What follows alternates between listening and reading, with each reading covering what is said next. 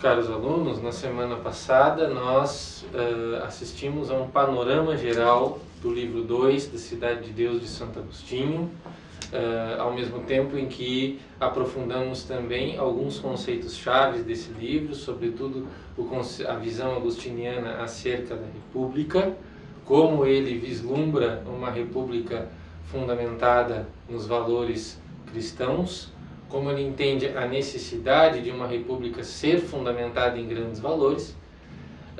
Vimos a crítica de Santo Agostinho à ideia de que esses valores sejam frutos de um consenso, como nós encontramos em Cícero. Ele entende que esses valores devem derivar da verdade, verdade que nos é plenamente revelada em Cristo. E vimos também acerca da visão de Agostinho sobre o governante, certo? Como deve ser o governante desta república. Nessa semana, nós vamos fazer o exercício de lermos juntos alguns textos chaves acerca do livro 2, em que eu vou ler e comentar alguns pontos. O primeiro desses textos do livro 2 está no capítulo 7 e fala a respeito da questão que como eu já havia comentado para vocês na semana passada, a respeito do diagnóstico de Agostinho acerca da degradação do Império Romano. Agostinho entendia que essa degradação era fruto da degradação moral dos cidadãos romanos.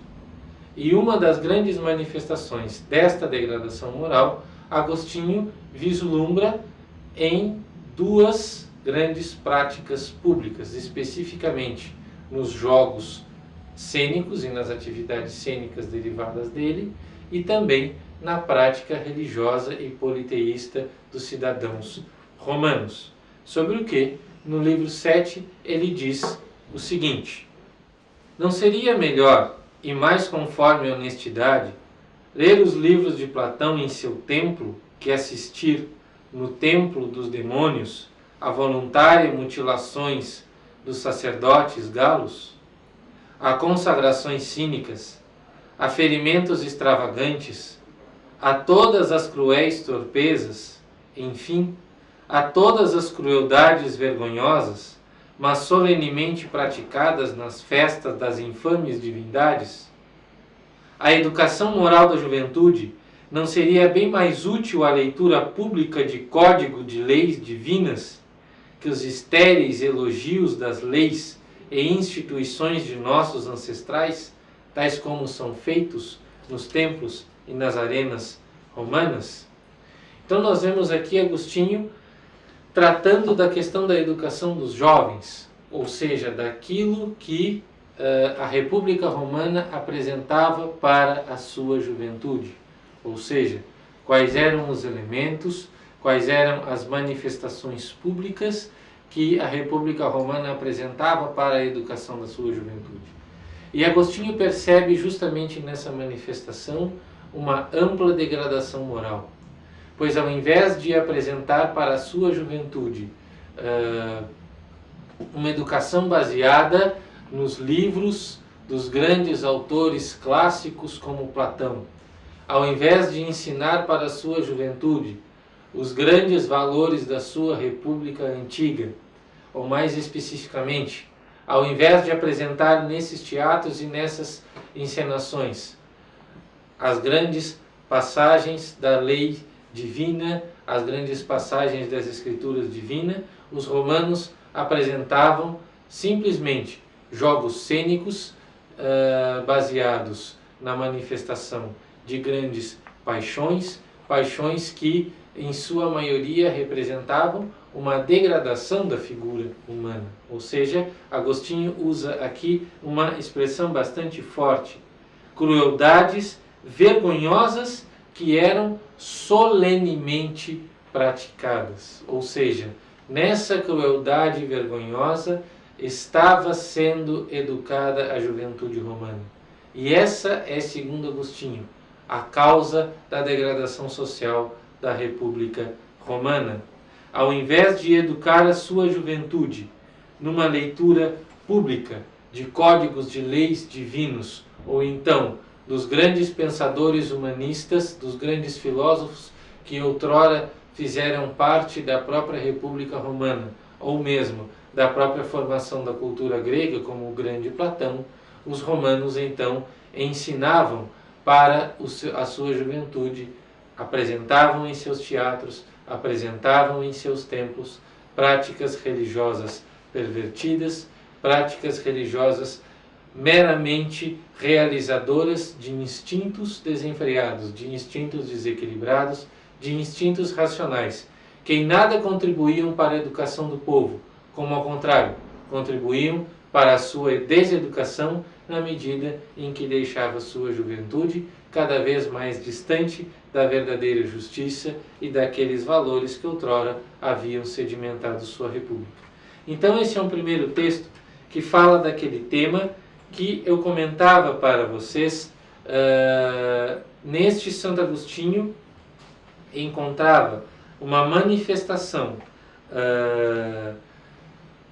da dissolução, digamos assim, da degradação da moralidade dos cidadãos romanos, que vai redundar na degradação também e no esfacelamento político do Império Romano. Olhando então para um outro texto, um texto que está mais adiante no livro 2 da República, onde Santo Agostinho fala acerca dos deuses romanos, ele diz o seguinte: no livro 2, capítulo 16, ele faz uma denúncia acerca da prática religiosa em torno dos deuses romanos. E aí ele mostra a segunda grande manifestação do problema dos deuses romanos, quando ele vê, no capítulo 16, que, na verdade, essas práticas religiosas, essas práticas aos deuses romanos, elas muito mais levavam a uma perversão da república, elas muito mais levavam à construção de valores egoístas e de valores superficiais do que propriamente de valores republicanos ou mesmo de valores que pudessem conduzir os cidadãos romanos à verdadeira justiça. Acerca desta prática religiosa, Agostinho vai dizer então o seguinte: embora os deuses lhe devessem a instituição de várias cerimônias sagradas, não disse, em absoluto, houvesse em troca recebido as leis. Assim, males da alma, desregramento da vida, contágios morais, flagelos de tal modo terríveis que no testemunho das pessoas mais sábias do paganismo arruinam as cidades cujos muros permanecem de pé. Esses deuses poucos se incomodam com deles preservar seus adoradores.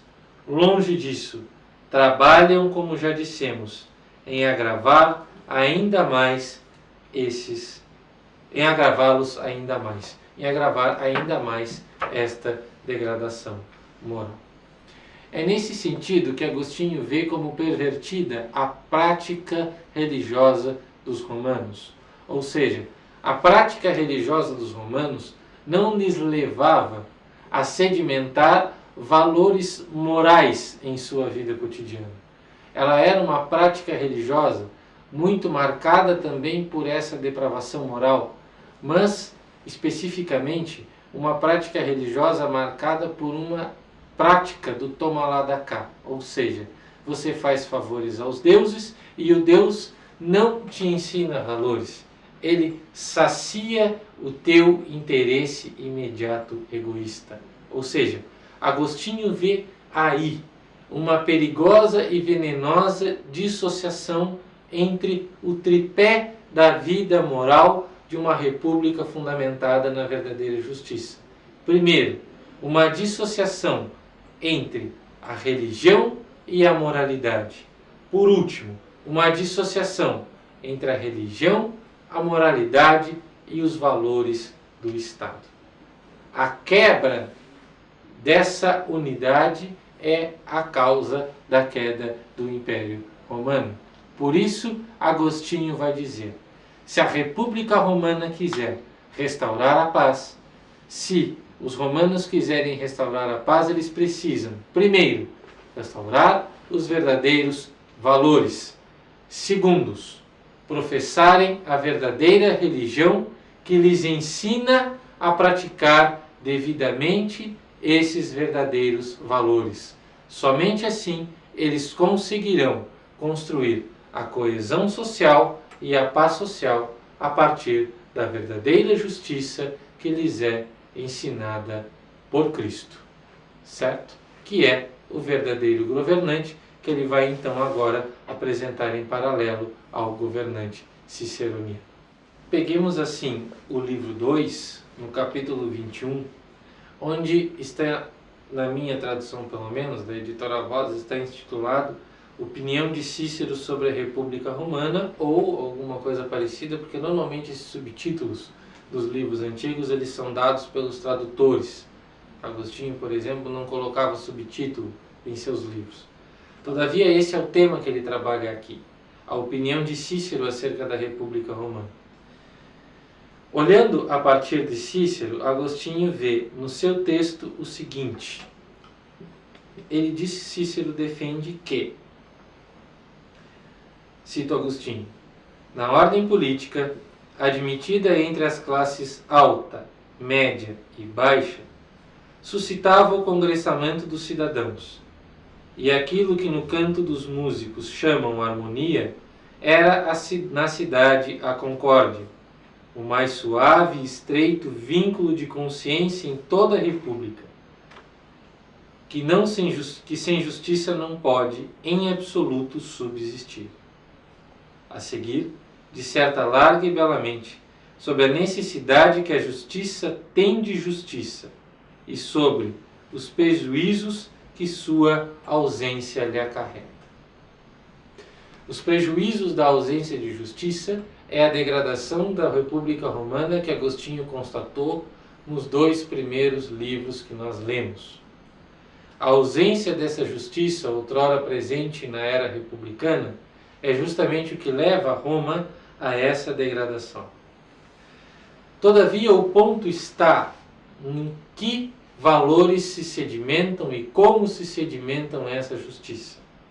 A justiça ciceroniana, como nós já havíamos lido previamente antes, mas vamos ler um pouco mais agora, se sedimenta na visão de Agostinho nos seguintes pressupostos, dizendo o seguinte: a mais breve definição que dera Cícero de república se reduzira a dizer que é coisa do povo, e determina o que é povo, dizendo não ser toda concorrência multitudinária, mas associação baseada no consenso do direito e na comunidade de interesses. Isso é república, isso é povo, disso nascem os valores, ou seja, do consenso dos interesses da comunidade. Fincou-se depois na utilidade da definição dos debates. Além disso, infere nas definições que dá existir república, quer dizer, coisa do povo, quando bem e justamente administrada por um rei, alguns magnatas e pela totalidade do povo. Isso é, na visão ciceroniana, a definição de república. Agostinho concorda com ela, do ponto de vista ideal. Do ponto de vista ideal, Agostinho vai dizer, bom, Cícero sim está certo o que é povo, Cícero sim está certo que sem justiça não há república, todavia Cícero está errado quando diz que essa república, que essa justiça provém do consenso do interesse dos cidadãos que fundamenta o direito. Cícero está errado por quê? Porque tais cidadãos são, na visão de Agostinho, cidadãos incapazes de construir pela própria moralidade, por si só, pelo aperfeiçoamento de sua alma, a verdadeira justiça. São incapazes por quê? Porque são cidadãos cuja natureza está marcada pelo pecado original. Por consequência, o seu consenso, por consequência, a sua justiça ela também será marcada pelos limites dessa ignorância, pelos limites desse pecado original. Esse consenso, por mais que ele seja bem formatado, por mais que esses valores sedimentem em uma república, essa república vai ser sempre uma república frágil, como foi a República Romana. Essa massa, ela vai ser sempre uma massa manipulável, como foi a massa da República Romana, porque ela não tem a solidez da verdadeira justiça, a única que é capaz de superar as consequências do pecado original, as consequências do mal moral na natureza humana. Esta é a visão de Agostinho, concordemos ou não concordemos com ela, essa é a visão que Agostinho coloca. É impossível que uma república se sedimente na verdadeira justiça se essa justiça for meramente fruto do consenso. Essa justiça precisa ter origem em algo maior, em algo mais sólido, em algo muito mais consistente do que o consenso de cidadãos cuja natureza está marcada pelo pecado original. Essa justiça, ela precisa prover da verdade revelada na figura de Jesus Cristo. Somente Ele pode conduzir e pode governar a república no consenso, ou seja, como uma comunidade de verdadeira paz, como uma comunidade justa. É nesse sentido que, desculpe, peguei o volume errado.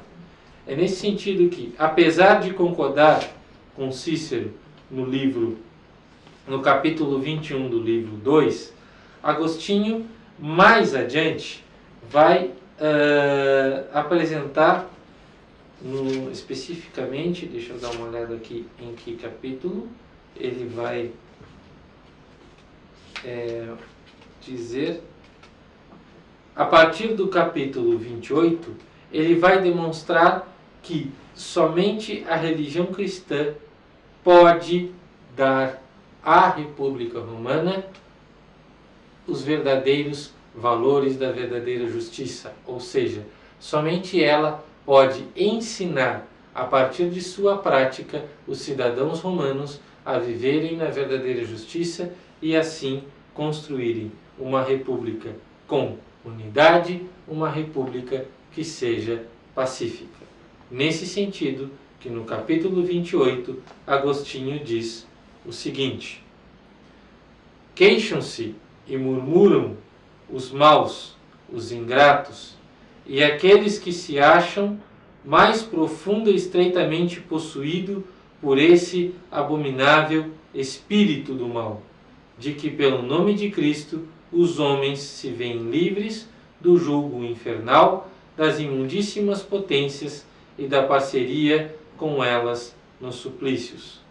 Queixam-se também de que da noite da mais perniciosa impiedade são transferidos para a luz da mais salutífera piedade, porque o povo que acorre às igrejas e a Cristo com diligência, casta e honesta separação entre homens e mulheres.